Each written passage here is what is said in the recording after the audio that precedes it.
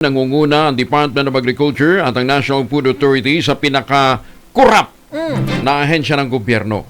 Sa panayam ng programang Damdamin Bayan ng DZRH, tinukoy ni Ombudsman Samuel Martires ang dalawang ahensya na natuklasan nilang pinakatalamak ang korupsyon. Kasi noon may mga survey, ang mga korap daw na ahensya, DPWH, Customs, BIR, mga ganyan, immigration. Department of Agriculture. Ayun, National Food Authority, nandyan sa circle yung National Food Authority, di ba? Ayan, oo. Yung ahensya na yan. Ayon pa kay Martires, sa kabuuang 6,000 na mga ulat ng korupsyon sa kanilang iniimbestigahan, 1,500 ay mga bago lamang. Mahigit naman sa 3,800 sa mga ulat ay nakabimbina sa mga korte. Nasa 1,500 naman ang nasa Sandigan Bayan. Mula ang mga ito sa iba't ibang ahensya ng gobyerno at ang karamihan nga ay kasong bribery, paglabag sa procurement law at iba pa.